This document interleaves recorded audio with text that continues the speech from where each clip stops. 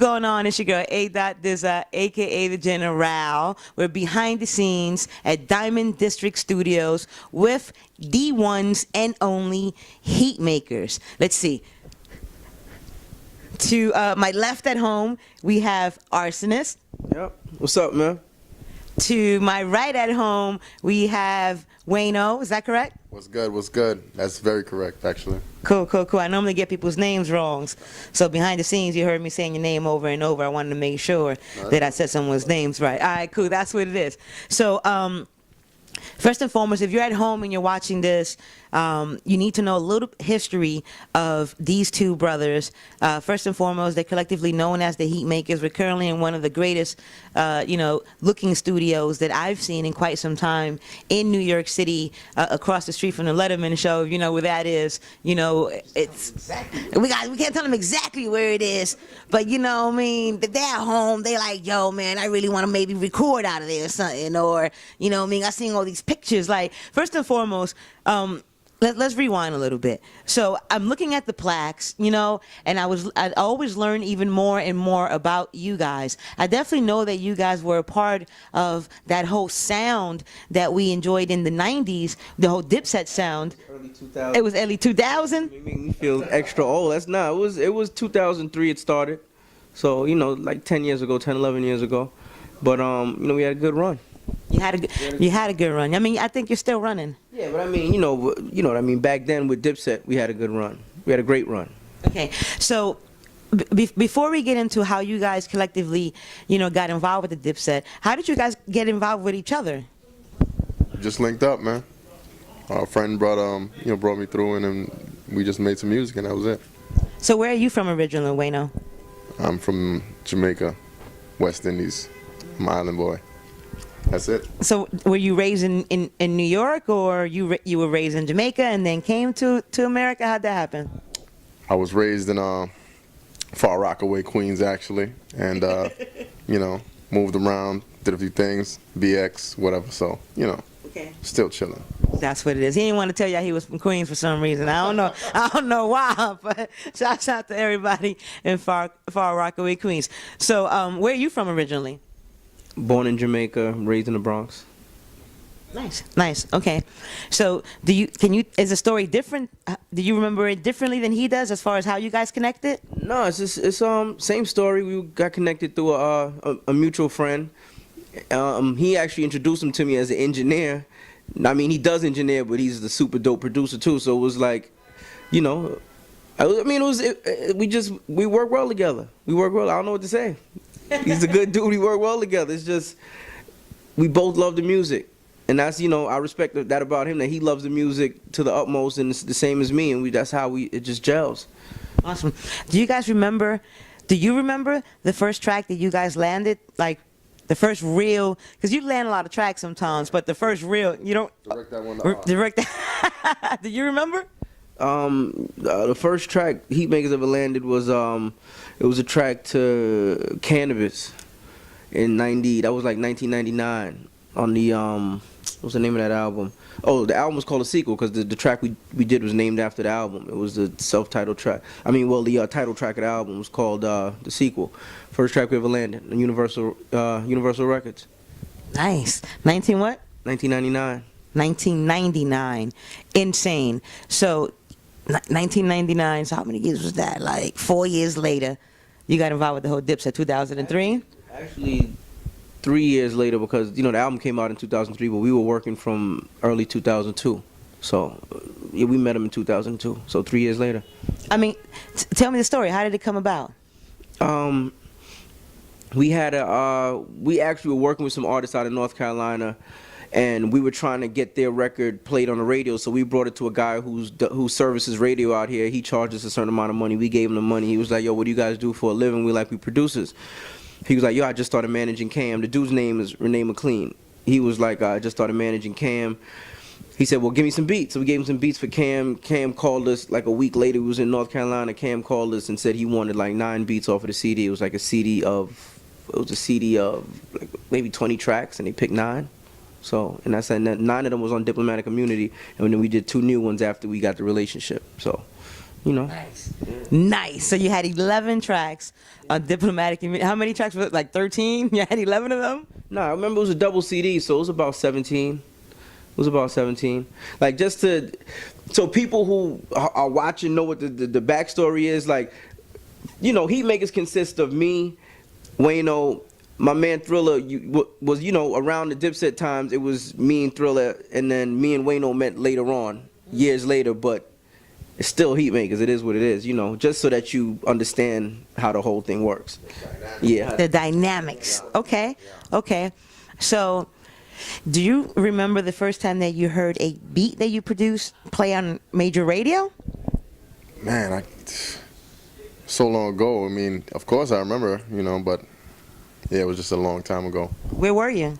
I was in Long Island. I did a lot of records for Shaggy, so the first record I did that was really getting play was around like 2005. I did a song for Shaggy called Broadway, and it was a pretty big joint with Barrington Levy. So yeah, that was it. Good feeling, good vibe, good energy. You know what I mean? Nice. But then you think like it's supposed to be there. You know what I mean? It's supposed to be on the radio. So, I mean, not to sound cocky or nothing. It's just like that's where it's supposed to be at. That's where it's supposed to be at. So, okay. So, I know you guys were, you know, Heatmakers were collectively known for, you know, the sampling and things of that nature. And then for a while, like a lot of cats was like, no longer really kind of like looking for those kind of beats. They were looking for more original and more like, you know, played out kind of stuff. How do you guys feel like you guys fit in today's demographics in hip hop today? I mean, today we good. We good. I mean, we do all types of music. Don't get it. I mean, we still collectively have a sound, but we can do anything. Whether it's pop, whether it's R&B, whether, of course, hip-hop, whether it's, I don't care if it's reggae. We've done everything. Reggaeton records. We've done pop records. We've done disco records. Everything gets done at high quality. So it's not, I'm not nervous as today's market at all. To be honest with you, like sampling is just one aspect of what we do, but we do everything. Very good. So I know you guys have been working with some of the MCs that are from New York that are creating a nice little following. For example, like Fred the Godson. Right. I've seen him up here. How did that association come about? I've known Fred since 2002. I met Fred. So I've known Fred for like probably about 12 years now. Like I met Fred outside of 106 in Park. And he was rapping for me. I was playing some beats out the car, and he was rapping for me. And we just always kept in contact. But as I got into a better position to help him out, and obviously his name grew, we just kind of thought it made sense to do a project, all of us. You know what I'm saying? So that's how that came about. It wasn't, you know, it's more of a friendship more than anything. More than business, it's a friendship. Nice, nice. Would you say that maybe... Would you agree with this phrase? I said 90% of the business that happens in hip hop is about friendships and who you know? Of course. It's all about friendships and who you know. Because once you don't have those relationships, you can't get in those doors. You know what I mean? You got to know somebody with some kind of influence or some kind of pull, some kind of power to put you in a position. You know what I mean? And you have to be able to offer them something at the same time. So it's all about what you can do for someone, what someone can do for you, and how you guys help each other out. You know? Nice, nice. Jules. Jules. All right. So let's fast forward to some, I mean, I heard some super, super phenomenal heat. You know what I mean? Everyone at home, trust me, I was behind the scenes helping Slow Ass Harry over here do a Stug Dizzle. And, you know, I had lyrics bumping through my head. You know what I mean? I got the pleasure of actually listening to one of the new artists that you guys are developing. What is his name? Molly Stacks. Molly Stacks from the Bronx. He's dope. Super dope. Like, just, I can't compare him to nobody, but he's just dope. He sings and raps. I know that sounds cliche nowadays, but he's dope. That's all I can say. You just got to hear it. I'm not even going to try to describe him to you. It's just great music. Nice. What would you say is, you know, maybe 3 key components that an artist needs to have in order to be, you know, noticed by you guys collectively? They have to have a strong presence on the internet. Okay, that's one. They have to have, like, when we listen to the record or watch a video or something, we have to see some kind of numbers. That means somebody is following them. And then, me personally, I just like to hear real conviction in somebody's voice. Like, I want to believe this person, and this person is speaking to my soul when I hear their music. You know what I mean? So that's pretty much it for me. What's up, Ars? Three things. One thing is they have to have some sort of personality. Two, they have to have believability, if that's a word. And I just believe they have to have a good work ethic. Those three. That's all I care about, are those three things. Nice. 6 different Jews. I hope you guys can follow those. All right, so besides, what was his name again? Melly?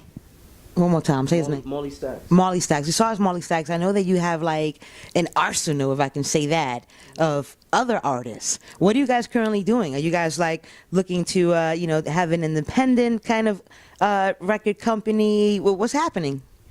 I mean, the end goal is to really have a full-blown, full-fledged label that can hopefully one day explode into a multimedia company.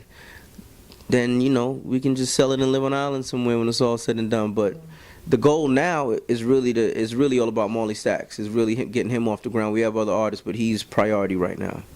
We're trying to make sure that he's where he needs to be at. Awesome. So for the people at home that have never heard him, is there anywhere that you have like a website or something they can check him out on? Does he have his own website? Matter of fact, go to YouTube just to see, go to YouTube, type in Molly Stacks, MALLYSTAKZ, and check out the video. He redid a Justin Bieber record called All That Matters. Check that out. That's just one look of what he does.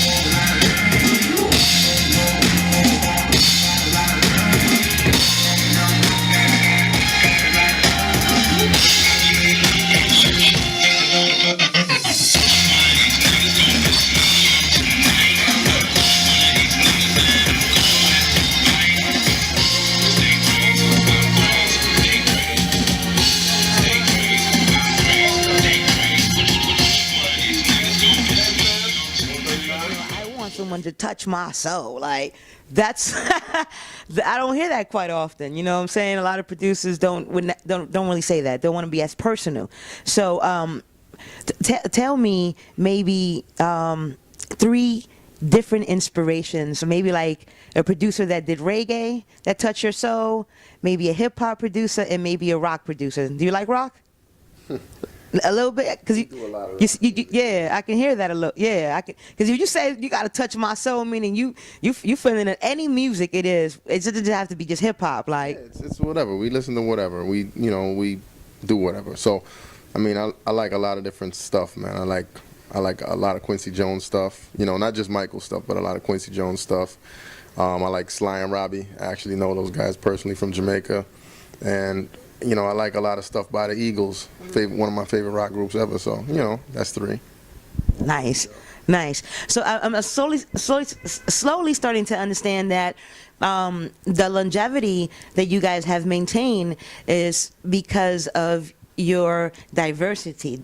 Would that be correct, do you think, in your opinion? Yeah, I mean, I think that's the way it has to be now.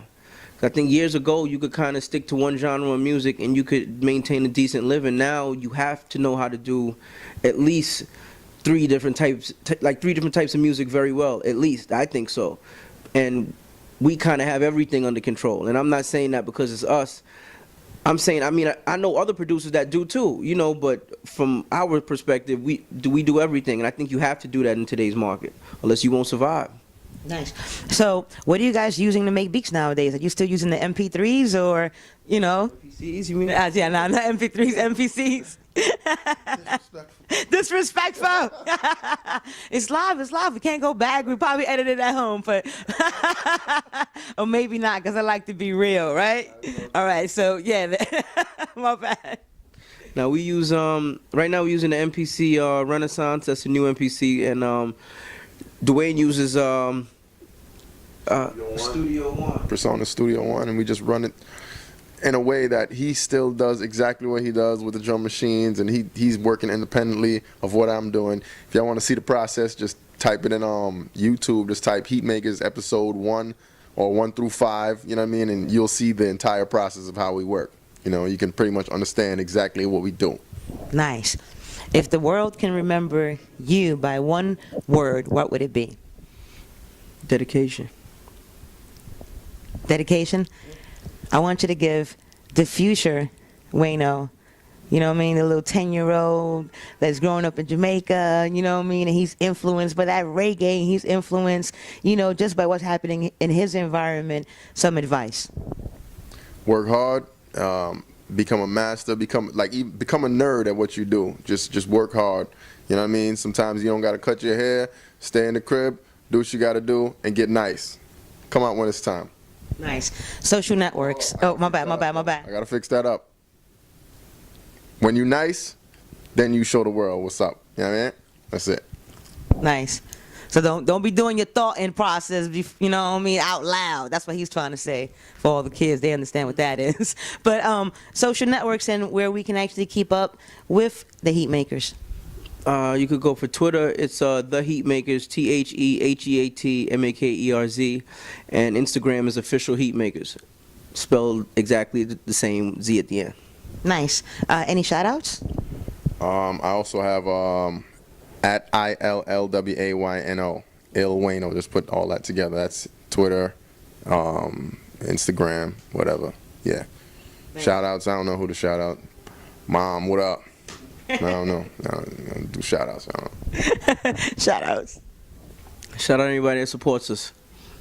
Shit. That's it. That's it. We done, baby. We out, man. Make sure to log in, www.eleganthoodness.com. And this interview will be on the next edition of Elegant Hoodness magazine. We got Uncle Murder on the cover. We're going to have Heatmakers on the cover. We're going to have Heatmakers on the cover. I own this magazine. I'm asking you. We're going to work it out. You can also see this uncut, unedited at www.youtube.com/NanTV, baby. We out, baby. Shouts out to Harry.